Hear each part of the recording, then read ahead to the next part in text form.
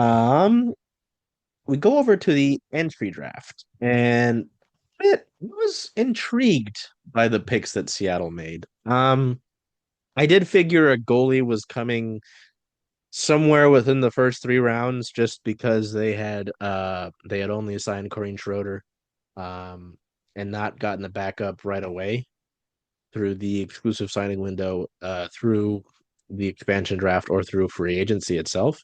So it's like, okay, I imagine you're looking at somebody. Um, it does make the news we're going to talk about from today a little bit interesting to me, but seeing how, well, I'll get into that. Um, so six picks to look at here. Mhm. First in the first round, eighth overall, the last pick in the first round. Jenna Buglioni out of Ohio State. 40 games last year, 17 goals, 28 assists. Had a leadership role at Ohio State, which was kind of fun to see. I don't know, maybe it's just like a little fun toy to me to see the letter on these players, especially seeing it on Hannah Murphy, which I'll get to in a minute. Um, but yeah, Buglioni has represented Team Canada on a few different stages. Um,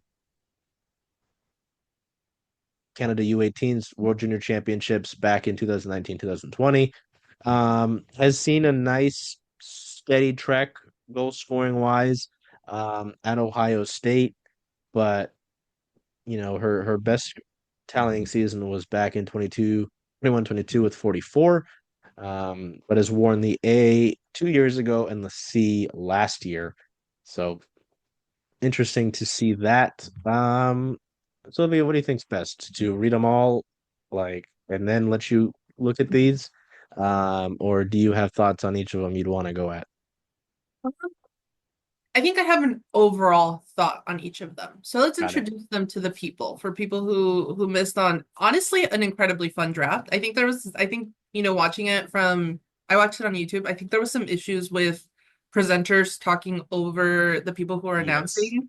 Um, but I was like like, yeah, no, that was very strange. I think the draft as a whole though was very fun. I know we saw somebody from our friends at Women's Pro Seattle oh, Hockey. Yeah, was um, Alicia. Yeah, Alicia yeah. Franklin there. So seeing that behind the scenes stuff was awesome. I think something that the PWHL does really, really good is featuring their fans in Mm. the big events. I think the PWHL the official Twitter had pictures of people's custom made jackets and their custom made shoes, like always fascinating. And it really shows, Seattle, we've had this discussion before. Now, according to the Sports Commission, is the only city that has all pro women's sports. I know some people don't like that, but that is true. Um, so understanding that the PWHL is ready and committed to engage with the community and seeing how sports in Seattle engage with the community, it sounds like a really good match. And I think that draft really showed it. Um, but yes, anyway, sorry, I have thoughts No, you're good. Yeah, no, overall. that's why we're here. Yeah. Overall on the entire draft. So why don't you go ahead and introduce them to Second our round pick, out of Colgate, Hannah Murphy, netminder last year, a 26 8-0 record, three shutouts, three shutties, 1.86 GAA. Or the C in college. I think I tweeted it when it happened. I was like, I love seeing letters on goalies because of dumb rules in the professional leagues where they don't let it happen. Let goalies be leaders, God damn it. Um, Murphy had an impressive time at Colgate. She wasn't necessarily um on my radar, so to say. Looking at this at the draft again, I knew they would pick a goalie at some point in the first few rounds, but yeah, impressive numbers at Colgate her entire career. Wore the C last season. Um, her goals against average never dipped below 150, 1.53. Save percentage never dipped below 930. So she was a workhorse at Colgate. You know, 17 wins, 18 wins, 12 wins, and then 26 wins her last season. So, and she at least got three shutouts every season of her collegiate career. So I mean, obviously one of the better goalies you could have taken, I imagine. I Um, also, if I remember correctly, she posted a career, I think I was pretty sure it's a career high, 55 saves in an overtime game. Like Jesus Christ. endurance, you know? Talk about endurance. Yeah, God. So workhorse continues is the theme there. We continue with the C schools, round three, 24th pick overall. Seattle goes Lily Delia Nettis out of Cornell.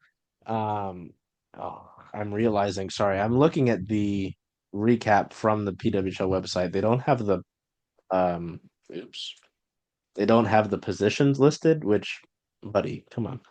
Um, mm, mm, mm, mm, yeah, forward out of Cornell University. 35 games played last year, 12 goals, 10 assists, 22 points on the season. Um,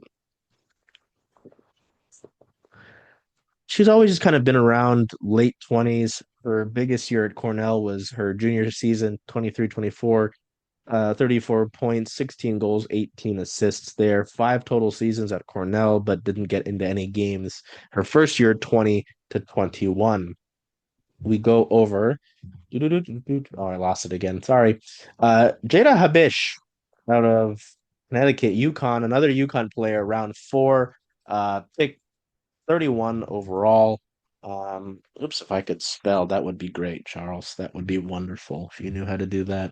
Um, Another forward again. The Seattle is just going to be all forwards. Oops, all forwards. You're just going to get Keep lines and going forward. lines Keep going, thrown keep going, at keep you. going. You know, and, Who like needs defense with the goalies we have? no, it's like you're gonna be able to. I'm sure you saw the tweet. Like I think it was even after the exclusive signing window or the expansion draft. But Corey Schroeder is gonna have like 4 goals of support, and they're gonna ask you to like. It's so stupid. Um, Another player who wore a letter. Her last season at UConn wore the C. Um, Again, nice lower 20s level production here. 22 points last season, 16 goals, 6 assists, 24 her junior season, her highest. Yeah, total 14 goals, 10 assists there. So again, I don't know. I like seeing the leadership roles. It's nice to Um, me. and if I remember correctly, here's another fun fact on this player. Mm. Her final year, she had 8 game-winning goals, I believe. Jesus. Yeah. God. Talk about So clutch. forwards. Oops, off again. Like you're just gonna score people to death, and then oh, the other team has the puck. Oh, it's Corey Schroeder. Yeah, like piss off. Yeah. What are you Um, gonna do? Score on her? Score? I No. doubt Come it. on. Get it right. And then it's Hannah Murphy or CJ, and it's like, yeah, figure it out. Ooh, I spoiled it. Ooh. Round five, Come we're getting to the end on. here. We'll figure it out. We'll figure it out. Not like we tweeted about it already. And then CJ retweeted it. Lindy Lobdell, so your first D pick in the draft here. Kind of funny. Out of Illinois. So some USA flavor here. Did represent the US 2019, 2020 at the U18 level in the World Juniors, 5 games, 1 goal in the juniors there. 5 seasons. Yes, I can do math. 5 seasons at Penn State. Uh, she was a point producing D. Um, Highest, excuse me, goal total in her junior season, 23-24, 9 goals. But, her point total freshman year, 14 goals, 13 goals sophomore, 16 goals junior, 20 goals. Sorry, these are point totals. Sorry. Point totals 14, 13, 16, 20, 21. So point Um, producing D. Hmm? no, keep going. Keep going. Don't let Oh, me yeah, break you. that was it. Oh. That was it on I Lobdell. actually pulled this up because I really wanted to talk about this. Well, during the draft, I was, writing these little profiles on these players. I found this quote, amazing quote and I had to pull it up so I can read it correctly. From Penn State head coach Jeff Campersall, praised her as one of the last defensive defenders in college hockey. And I think that's huge. I think, again, we're talking about oops, all forwards. When you have a player who is being praised as that, who's consistently transitioning, going back and being able to watch some of her clips, I know she had the OT winner that clinched Penn State's AHA regular season crown. Like, Oh yeah. yeah, again, going back uh to the head coach calling her one of the last defensive defenders in college hockey.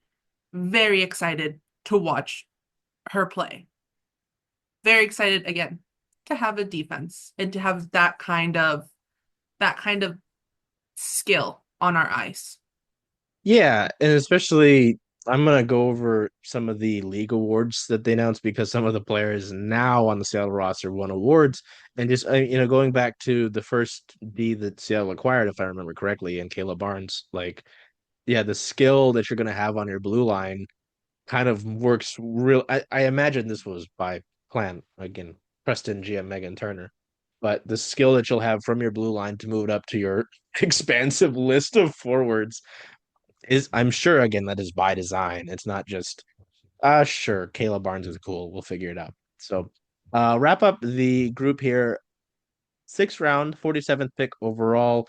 Seattle went with another forward, Olivia Wallen out of Minnesota Duluth. I forgot that school existed. I am sorry, Olivia. Please, no hard feelings. University of Minnesota Duluth.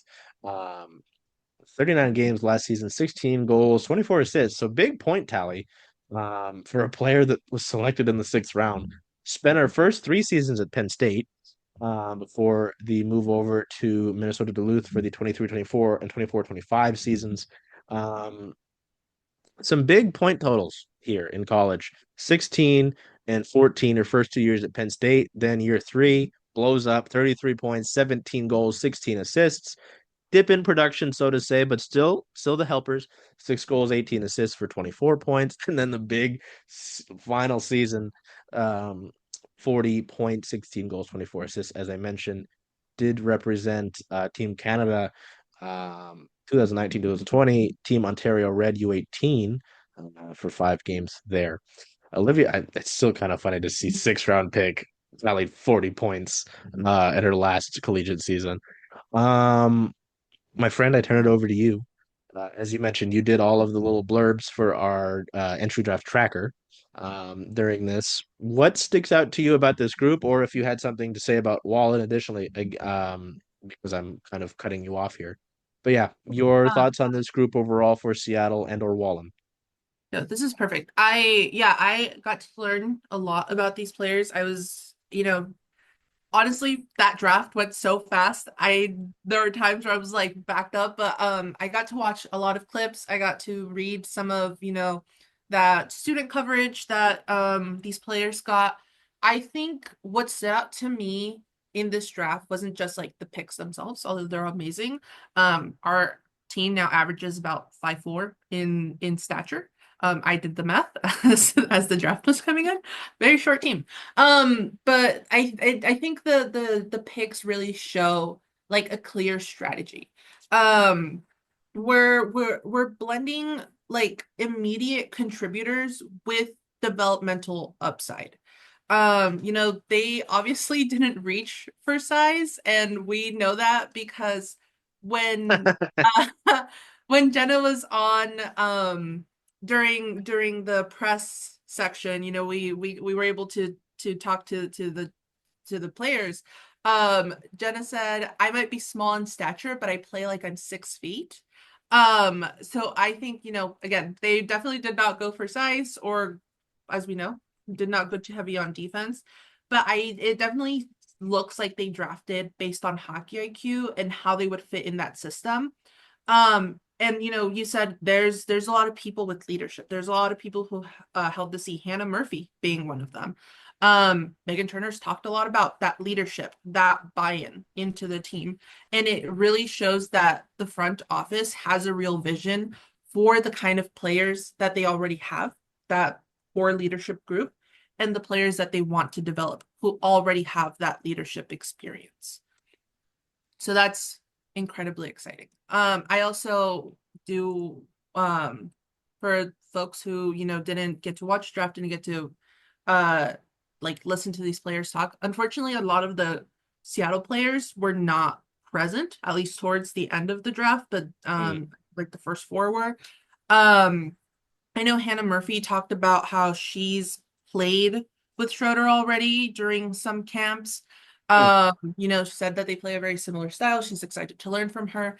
And I think the biggest takeaway, and I think this is the biggest takeaway we will always have with women's hockey and women's hockey expanding and again coming to Seattle where it is growing. Murphy, when towards the end she was talking about how this is something that she wasn't even able to dream about as a little girl. Um, Specifically, she says to this is to be able to live out a dream I never even had is super exciting.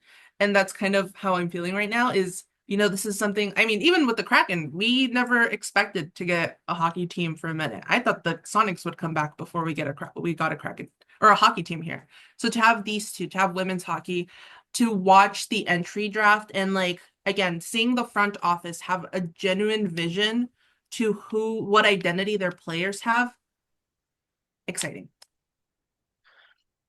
Yeah, it is. That is a great point. And especially, I like having an idea of what's going on. Obviously, the fans and the media won't always have the greatest example of what a front office in any sport is doing.